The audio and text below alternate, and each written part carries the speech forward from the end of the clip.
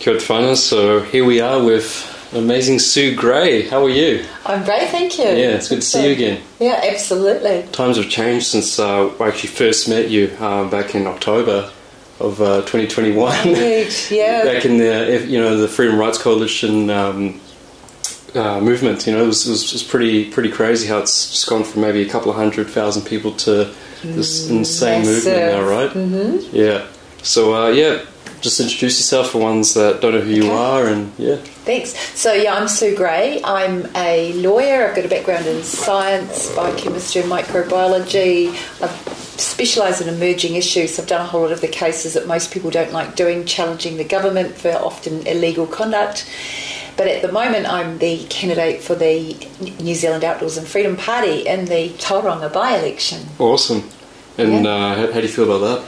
Oh, it's really exciting. It's the most amazing way to get to know a whole lot of people all around town and learn about all the issues. And I'm asking people, what do you think, what needs to be done? And everyone's just so generous with information. It's great. Yeah, that's awesome. Yeah. Cool. And, you were at the Freedom Village and you obviously saw what was coming because you were already attending these protests and what it was standing for. Tell us how you got there. Were you part of the convoy or...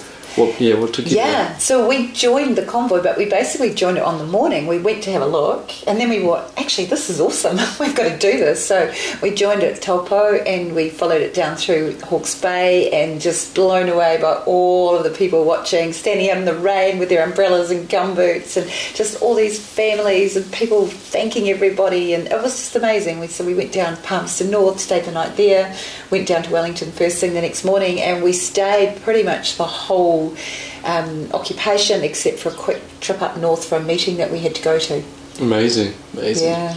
And so what were some of the experiences that you found down there were just like really life-changing, or something that really grasped you in that time that you attended the was protest occupation to the Freedom Village?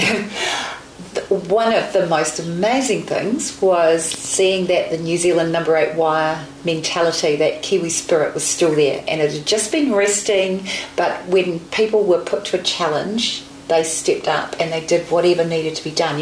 Who's ever seen someone so dedicated that they get a stick to keep the portaloos working properly, or picking up every little scrap of dirt out on the pavement, or just every time there was a tiny job that needed to be done, someone would just do it. And that was super, super powerful. And the other thing for me that was super powerful was that we actually broke this cone of silence that the government had had on a whole lot of topics, and all of a sudden they couldn't stop us talking anymore. And people who'd been afraid to speak out about vax injuries, or been afraid to speak out about the effect the mandates had had on their lives, or on all of these other changes that were going on that they were really concerned about, but whenever they spoke out they were called conspiracy theorists or whatever.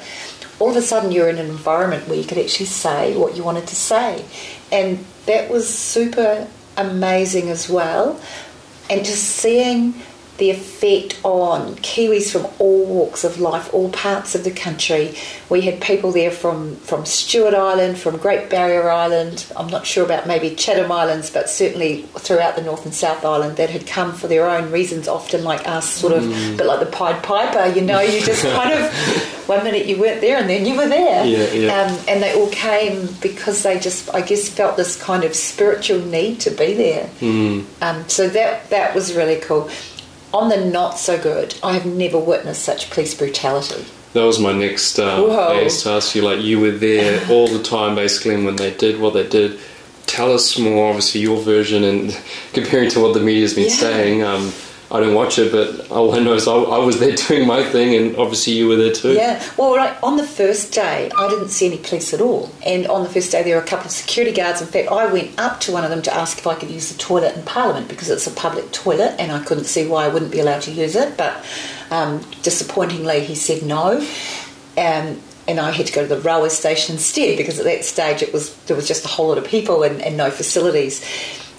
Then the next day, the whole thing changed. Suddenly there were a whole lot of police who came from nowhere, and yet there'd been no problem the day before. It wasn't like there was any violence at all. In fact, it was one of the most peaceful, cooperative places I'd ever been.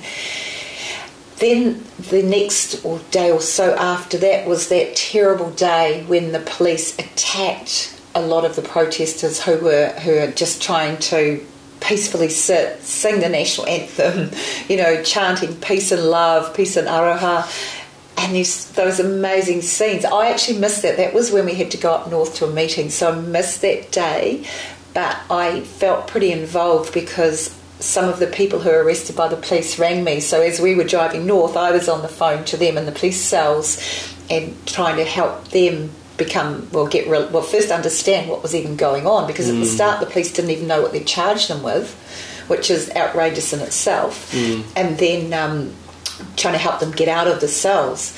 And that was even a very empowering experience to see again how brave people are under a challenge, because I was speaking to the woman, I think there were 19 of them in a cell. Wow. And but they worked out between themselves who had little kids and needed to get out, or who had a medical condition and needed to get out. Yeah. And then the bravest, strongest ones just basically made a pact that they were just going to hold their ground in the system and see what happened. Amazing. So it was an extraordinary situation to be involved in from that side. Yeah.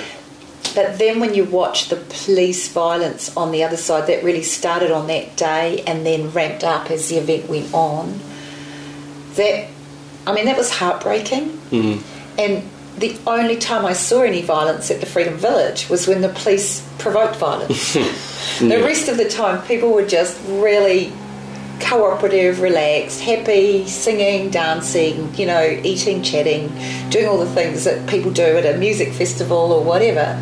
And then the police would come along and everyone would go into sort of crisis mode and try and work out what was going on. Mm-hmm. And then, of course, that last day was just the worst. Yeah. And we had a lot of information from different sources that something was likely to be happening, and it was somebody ringing and saying, my son's been told that he's got to get to Wellington for the police, or the next door neighbour's been told that they need more police in Wellington. And we're getting a lot of these messages from loads of different places, and there were a large number of police vans observed down at the police station and all sorts of things like that. We tried to have a meeting with the police the day before. A group of us, including Voices for Freedom, and a human rights lawyer, one of the New Zealand doctors, and myself, lined up a meeting, and we were supposed to meet at 1:30, and at 1:25 the police cancelled. Wow. And that was really extraordinary, because we just wanted to know, why are you bringing all these police into Wellington? What's the problem? Is there anything we can do to minimise harm for everybody? And the fact the police wouldn't talk to us, they wouldn't. Well, they actually actively cancelled the meeting. And then that evening, we got more information, and a group of people became really concerned that there was going to be police violence. And I just, it's so weird saying that, but we knew in advance that the police were going to be violent to the people of New Zealand. Well, we knew there was a really high risk of it. We didn't know exactly when, and we didn't know exactly how they would do it, but all the hallmarks were there that they were going to attack the people of New Zealand. And so I stood up on the stage. So I somehow got nominated that job, and stood up on the stage and gave that warning. And it was such a difficult warning to give, because 80% of the information was that something bad was going to happen. But when we actually had a couple of police liaison officers and they rang the police, and the police denied everything. So just as the 1:30 meeting, they'd cancelled the meeting and said, no, there's nothing to talk about. The liaison officer who rang, Heka rang them immediately before I went on the stage, and that answer was, no, the police is not planning anything.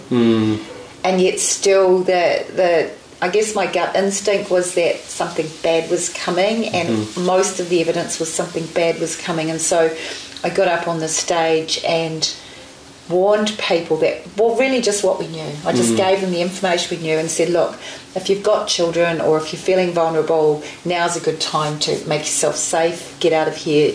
Not everybody has to be a hero. And some people were quite angry about that. Some people, you get accused of all sorts of things, but I mean, I'm pleased I said what I said, and actually just did a freedom market a weekend or two ago, a family came up to me and just thanked me because they'd been camping right on the corner of Molesworth Street and Aitken Street, right on that corner near where the Portaloos were, with their baby and their small toddler. And they just said, look, we just can't thank you enough. We picked up and left that night after your warning. And I'm so pleased they did that, because 12 hours or so later was that terrible, terrible scene when the police were just storming down the street, just smashing up tents and smashing over people, including smashing over Alan and fracturing his hip. Unreal.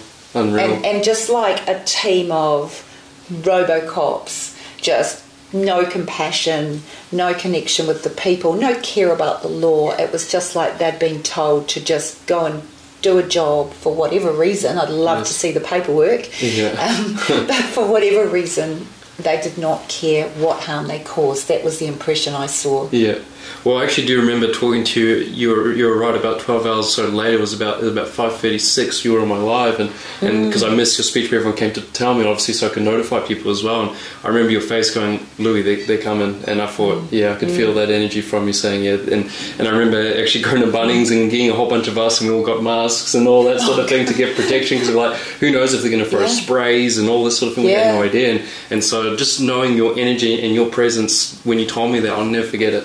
On that live, you're like, Louis, they're coming, you know, and you explained that, and I was like, wow, that's and going back to your partner too, that's pretty crazy. I heard a lot of rumours, but obviously, so it's true that they fractured his hip. He got a fractured hip, and it was early in the morning. It was around, we think, about 6:15 in the morning. So very soon after it started. It was way before any of the masked people arrived, and any of the sort of so-called, well, I suspect that they were a completely different group who came in, because I'd never seen any of those people. But at the time that the police came down the street and smashed into Alan 3 times with their shield, there was no excuse whatsoever. Wow. I'd actually got separated away from him. I was on the north, or the uphill side of Molesworth Street, and he'd gone round the other side of the Portaloos, because when the police came, it was just complete confusion, and they're just walking down the street with these shields going, move, move, move, and helicopters overhead, and just people everywhere, and it was still quite dark, and nobody really knew what was coming, you know, and we just kind of didn't know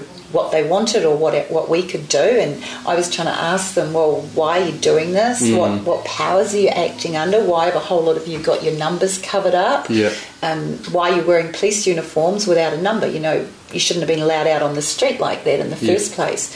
And all of those things are really concerning, because best police practice is that they would never do that, and it was clear that they were not there that day for best police practice. And going back to paperwork and stuff, what do you think, like, well, obviously there's certain requirements that they have to go through and all that, so there has to be paperwork to sort of to make a movement like that? Yeah, look, it's still unclear to me what powers they believe that they were acting under. I believe that the so-called trespass notices were unlawful all the way through. It's really been well established, just as a principle of Parliament as a place for the people to come to talk to their elected representatives, and through the court cases over the years, including the Court of Appeal, that you can't trespass peaceful protesters from Parliament. And my interpretation right from the start was that Trevor Mallard and the parliamentary people who were trying to remove people from Parliament were acting unlawfully. They were certainly acting unreasonably, and with no respect for the whole purpose of democracy and human rights. So we had the politicians acting inappropriately on one hand, but the police should have been a sort of a balance of that power, and because they're required to make their own decisions about upholding the law and the peace of the people, you know. And yet Andrew Costa went on the news, and I can clearly remember him saying, with the effect that if we do go into Parliament, people will get injured. And for me, that was a good reason why the police shouldn't go in. Right? If they knew that they were going to do something that was going to cause harm, that was clearly breaching the peace, it was contrary to what their duties were. So that was one of the things I was factoring in at the start. Why would the police go in when they know that people are going to get hurt? That should be a reason against them going in.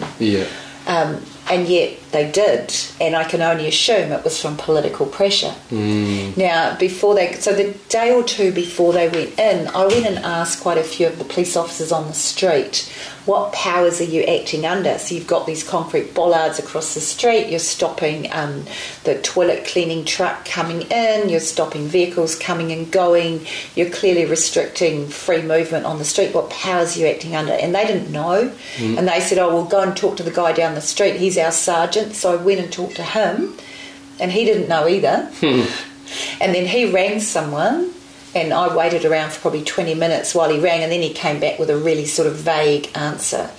So if they did have a power that they were acting under, none of them knew what it was.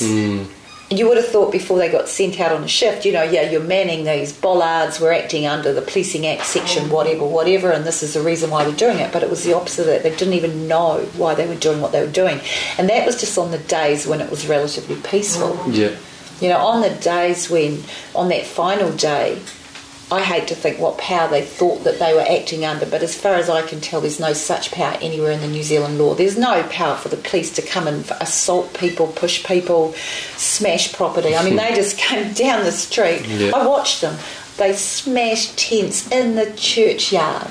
They didn't even check if there were any people in the tent. There was a woman in the car I saw, and they tried to drag her out of the car. Wow. There were people not smashing car windows, but whacking on car windows. There was so much conduct that is not acceptable from police officers. Yeah. I can't imagine what power they thought they were acting under. And then it almost got worse, because while I was in hospital with Alan, waiting for the surgeons to decide what needed to be done, because he was on a fair amount of medication, and I was quite worried that he could not give informed consent because he just wasn't in a fit state to do that. Yeah. He got a message on his phone to say that they were going to tow our van away. Oh my gosh. And so I messaged back, say, hey, Alan's about to get an operation, please don't tow the van away, I'll come and move it as soon as I can, but I just need to wait at the hospital and find out what's going on. And then he came back and said, I'll talk to the supervisor or something, and then he came back 10 minutes later, no, we're going to tow it anyway. Oh my god. So they towed the van away. Did you get it back? Yeah, that's good. So I came out of hospital, like, Alan's there, you're waiting for an operation. I got kicked out. They said he had tested positive under a PCR test. So he was in isolation. No one was allowed to see him. Wow. I was probably assumed to have COVID as well, even though I didn't have any symptoms and he didn't have any symptoms. Yeah. The van is gone. Like, oh, great, where am I going to live now? Luckily, a friend came and collected me. And the next morning, someone took me out to Porirua to try and get the van. Right. And then first they said, yes, you can have it. And then they said, oh, no, we've changed our mind. You have to come back in a couple of hours. So while all this haggling was going on, I was watching dump truck after dump truck come in like every 5 or 10 minutes, just dumping a load of smashed up tents and sleeping bags and wallets and keys and clothes and all sorts of things. Just pile there. Next one would come in, pile next to it. And that was just like the lack of regard for human property, and for some people had lost their jobs and lost their homes, and everything they had was in their tent at Parliament or in their vehicle, and everything they had was smashed. One chap I talked to, his father's ashes were in his tent, yes. and they got removed. I mean, and then. It's just like they didn't care at all. Yeah. They didn't care at all.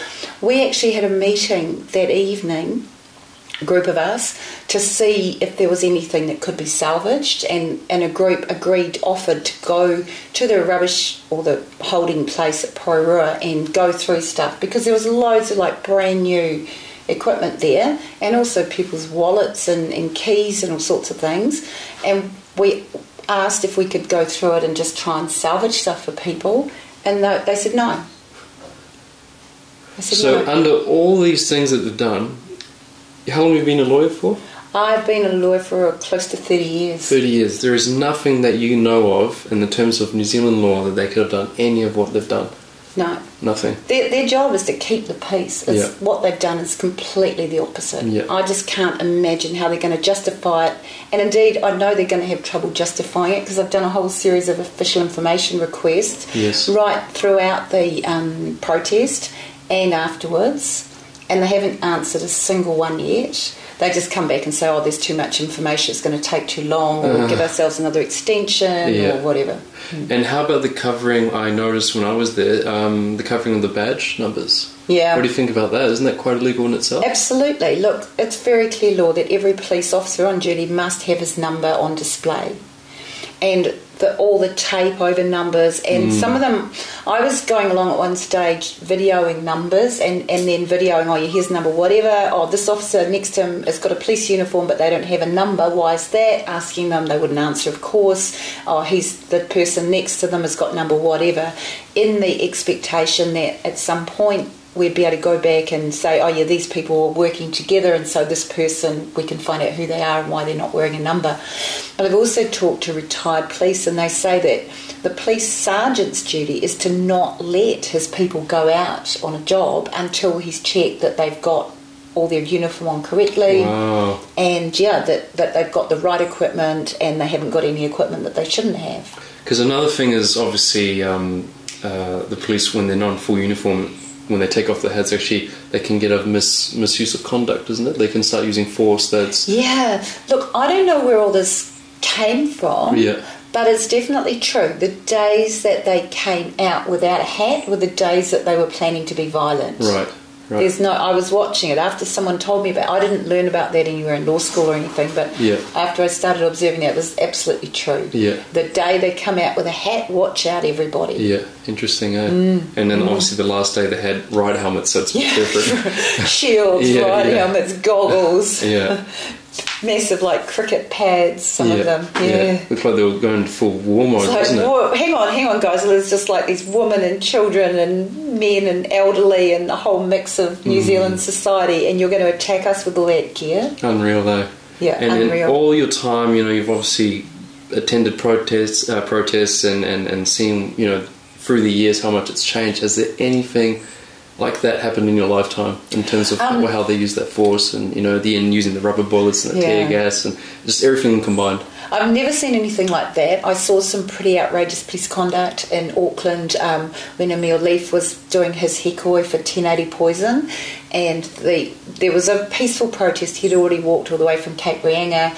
He was just on the north shore of Auckland, and quite a lot of people walked with him that day, and a whole lot more assembled at Onipoto, I think it's called Domain. And some were going to want to walk across the harbour bridge.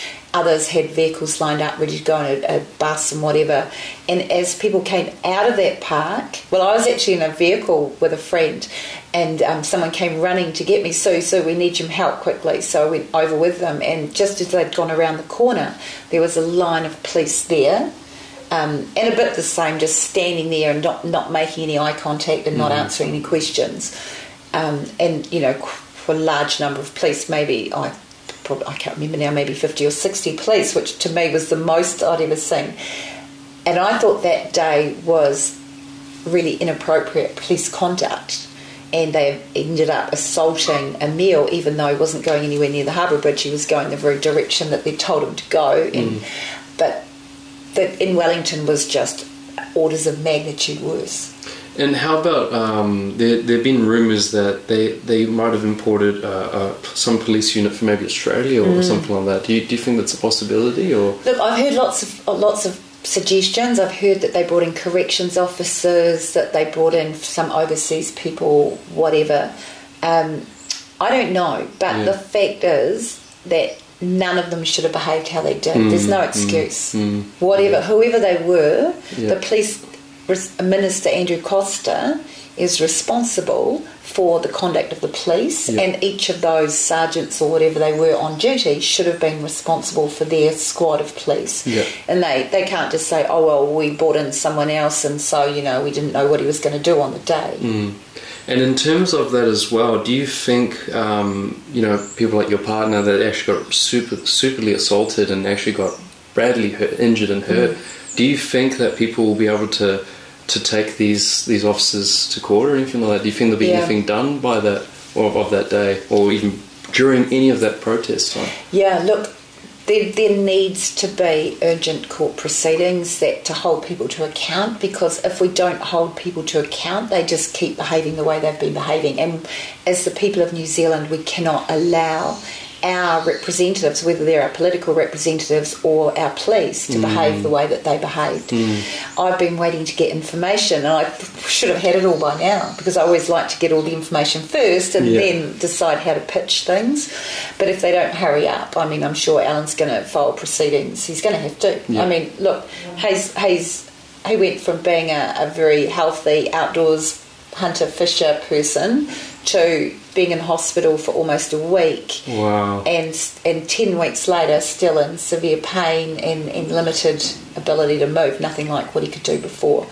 And that is not okay. And especially because it was pre-planned. It wasn't just an accidental thing that happened. He was just standing, videoing, collecting evidence, which is what I'd asked him to do, and they just attacked him. Just brutal. So, you know, that in New Zealand, it's going to be really interesting, because under ACC law you can't sue for personal injury, but there are some cases where they've said you can get exemplary damages if it was really outrageous conduct. And I would have thought that conduct by those police at that time were right up there in that category. I mean, you can't get anything worse than a pre-planned gang attack on the people of New Zealand using weapons, using extreme excessive force. How much worse does it get? Yes, under which law as well, right? And illegal from the start. After the police commissioner had previously said that it wouldn't be appropriate to go in because people would be injured. Yeah, well, it's interesting times we're living in, that's for sure. It sure is. Every day, you know, I've never had so many people desperate for help. You know, some days hundreds of people are assaulted on a day, or arrested, or, you know, tens, or, you know, close to 100 people arrested on a day. Yeah. And most of those people had never had any dealings with the police before. No. They'd come to Wellington because they'd lost their job because of a mandate, or they'd been vaccine injured and they couldn't work, or a family or friend was in that situation and they'd wanted to come and support the other people there. These are not people that have got a history of causing trouble. You know, these are just caring New Zealanders. Yeah. It's thanks for, you know, showing us the truth and what your experience was down there, seeing with your own eyes, including your partner, and obviously you've been quite busy after that. Maybe a lot of people trying to contact you, or you know, trying to figure out things and maybe trying to help them with their court proceedings and whatnot, including you obviously have your own. Where do you see the future heading from here on out? You know. Yeah, look, New Zealand's at an absolute crisis. It's been brewing for a long time. There's been we have a lot of laws in New Zealand for the government to control the people, but we have very few laws for the people to control the government, and that's a huge problem. And the main law is the Human Rights Act and the Bill of Rights. But we've tested the Bill of Rights in the court, and the courts have decided that the Bill of Rights don't protect the people against government actions, at least in the kind of situations with the vaccine injuries and the mandates. So we literally are in a democracy crisis. Wow. And the other case, the first vax challenge I did, where the government changed the law within 24 hours of the court decision, finding that the government had acted unlawfully with the provisional consent of the Pfizer vax. The fact that just the complete lack of respect for the law and the lack of regard for all of the kind of protocols of how you should do things mean that we're working from this kind of ground zero of, well, we're below. We're working from such a lack of principle and such a lack of respect for democracy. We've got a massive task. So that's really one of the reasons that I've decided to move up to Tauranga and get involved in the political side of things. Simon Bridges Standing Down has created an opportunity for a voice for democracy and freedom. Yeah. Because that day in Parliament when 120 MPs, or it became obvious that 120 MPs had effectively signed a conspiracy agreement between themselves that nobody would talk to the protesters, that was the day that they showed that not a single one of them is fit to do the job that they were elected to do. And so the only way out of that is for people to stand up and say, no, we've had enough, it's got to change. And we'll change it from the outside, doing everything we can do from the outside by peaceful protests, by court challenges, by education and whatever. But if we can get on the inside as well and change it from the inside, that's going to speed up the process. Well, some people say the only way to beat the game is play the game, eh? Yeah, look, I think you've just got to do everything. Yeah. You've just got to do everything you can do and raise awareness. And I've been talking to international network of lawyers and doctors. I mean, it's a pretty amazing time at the moment with the networks that we've now got because of the crisis that we're now in. Yeah. But I think we've all come to much the same conclusion that we do have to do everything we can possibly do, because we have to reclaim democracy and we have to rebuild it from the very start, and we have to work out what type of system do we want. Do we want our world run by a globalist campaign that cares about money and power, or do we want our world and particularly our country to be run for the people who live here? And it's a huge choice, like it's one extreme or the other. And every single one of the current MPs in the political parties are all pushing the globalists. Not a single one is standing up for the people. And so that's missing. There's a lot of people now who are saying, yeah, we've had enough, and so people are joining together to stand up for the people.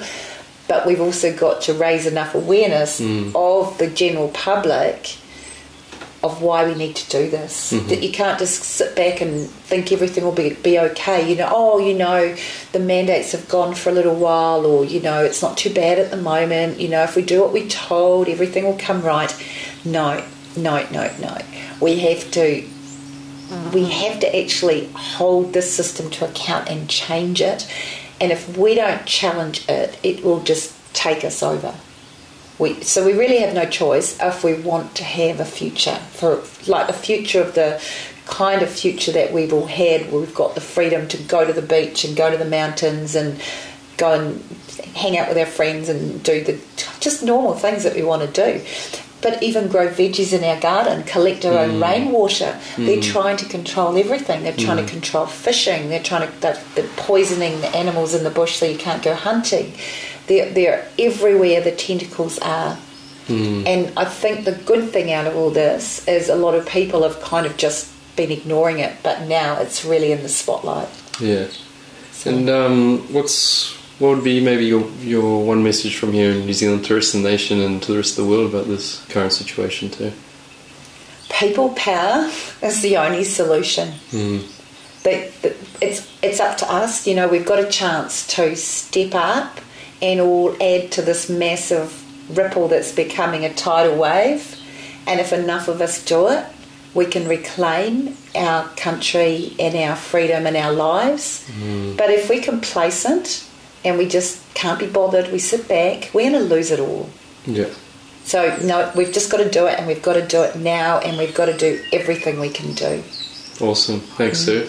And, for people, because obviously you're running for the election here in Tauranga, is there anywhere people can follow you? Is there a page or something? Facebook, Instagram, or something like that? There's a Sue Gray Tauranga Facebook page and suegraytauranga.co.nz webpage that's just getting rebuilt because we didn't really like it how it was. Fair enough. So, Cool. All right. Thank you. Thank you. Thanks so much. Awesome. Yeah. Hey, really great work what you're doing. Much appreciate it.